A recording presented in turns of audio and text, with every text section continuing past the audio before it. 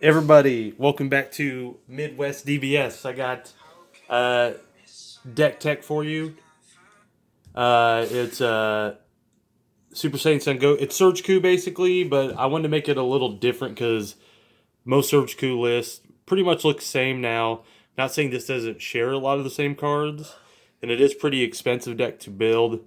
But I added in basically I call it U7 Frieza Surgeku because if I can add Frieza, I'm gonna add Frieza because that's the logo of the channel. It's my favorite character, so we're gonna do it. So, anyways, this card's just generically good Surge Leader.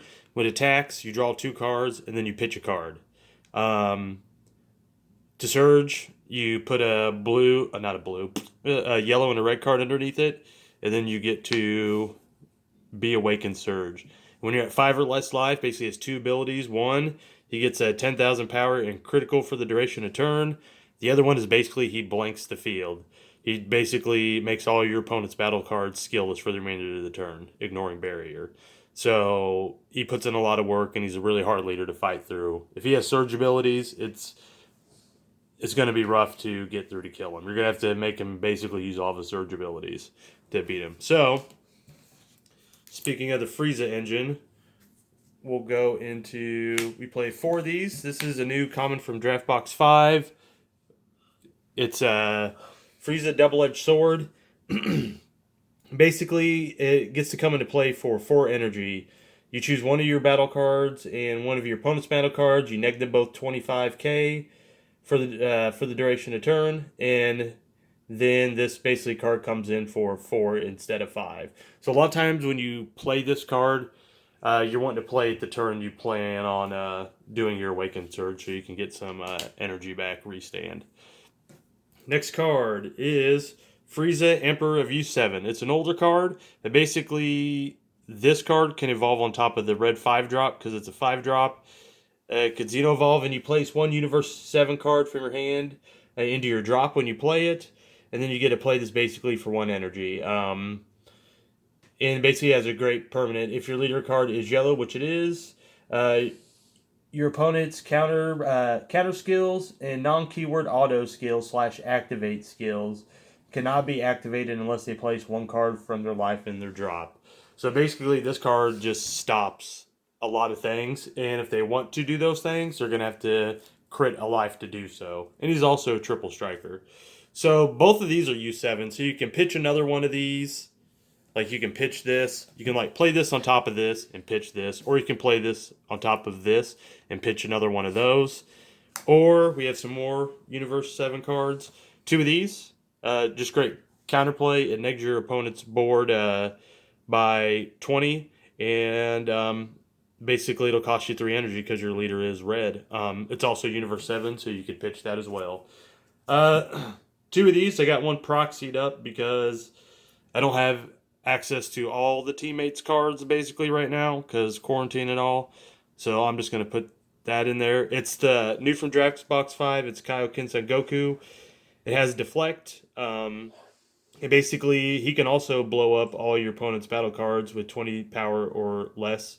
It KOs them. Or it has another nice ability, which is Activate Main, which is if your leader card is red, you may place this card in your hand to your drop, and then you get to choose one of your opponent's battle cards, ignoring barrier, and it gets minus 25,000. So it can blank a board or pop a card with barrier. 2 Bardock, Surge of Inspiration. Basically, this comes in, it negates an attack, but then you can also use this with your leader, so it doesn't have to come from your hand. You can place it under there to awaken Surge. So it's kind of cool because it won't neg from your hand to do that. Topo, just because if you're playing red, you probably should be running 3 to 4 of these. I would generally just say 4, but don't run less if you're in red. It's just too good not to run. It basically shuts down your opponent's tax, unless they want to pay cards from their hand. I wish this card was a Universe 7, but it's not. But it's okay. Through playtesting, you get enough targets to do your Frieza. But this is basically a 2-cost Cold Bloodlust, essentially. It's a little different than Cold Bloodlust, but essentially it's a counterplay, and then you get to pick one of your opponent's cards and negate their skills for the duration of turn. We got Broly, Crown of Retribution. Still good. If you catch your opponent early in the game, you play this where they can't counterplay. You're going to rip a card. And sometimes later you're using this to bait counterplays. But regardless, you get to see your opponent's hand. And a lot of times game knowledge is just as important. So you get this out, you probably get some game knowledge and be able to see what you're doing. Two of these. Still just a really good all-around, good, generically good card. Unfortunately, it costs a lot, but I do feel eventually this will get reprinted, hopefully. Because I just think that these SR prices shouldn't be SCR value, and I think eventually Bandai... I know they already announced some that's reprinting and showed them, but I'm pretty sure this one will be on the list because the price is just absurd. You got Grade 8 Bardock. It's good defensively. It's good offensively. It's a double striker that'll tap down one of your opponent's battle cards. And it also draws you a card. So, still good. 3 Chomp of the Trickster is next. More counterplay card. You basically get to tap down one of your opponent's cards, ignoring barrier, and you get to draw a card. So this deck, as you can tell, plays topos as negates, and it plays a lot of counterplays. So basically, you're just pushing for later in the game to be able to do your stupid Freiza Universe 7 shenanigans. But next is our Check Land, because we are a 2-color deck. Well, I guess technically 3. You could make it tricolor, but I just wanted to make it dual color at first. I do have a tricolor build too. Our super combos, you could play 4 of these, or you could play 3 and 1, or mix and match how you want. But I played the Whis one, which basically negs an opponent. I think, does it do leader too? Opponent's battle card. Choose one of your opponent's battle cards and it gets -1,000 temp hours duration turn. So essentially, they're attacking with a battle card. Basically, you're getting 20k combo because you're negging it by 10 and then also getting the 10 from this. It also triggers a rival for free for the Beerus later. This, because it's just great, this will tap down a leader or a battle card when you super combo, so it really just stunts attacks. Our Self-Awakener of the deck, which most people are playing, is Battle to the Death. To activate main, you can take... Is it 1 to... you can take up to 3 life, basically. So you can take 1... Yes. Choose up to 3... choose up to 3 cards in your life. Okay. And then basically it takes down a card ignoring barrier. It gives a negative 25,000. And it's just a great card. Because a lot of times you're going to want to see extra cards after you awaken Surge. And this is one way to see extra cards. Because once you flip over, you're not drawing. So between this and the Apes, is basically allowing you to see extra cards. 2 of the God and Angel from Universe 9. Basically, you can take a yellow and a red card from your drop and put it to your warp, and this comes into play, ignoring energy exhaust, so it's just still more energy fixing. It also has a neat little ability, Activate Main. You can pay a blue... sorry, I keep saying blue. Red and a yellow. Choose up to one of your opponent's battle cards or energy, and you get to switch it to rest mode. Then you choose up to one of your opponent's battle cards, and it gets a minus 20,000 power. So this game really does push later in the game. So it's good to have energy sinks, as in the Ape, and then this is an energy sink. And we also are playing 2 Beerus.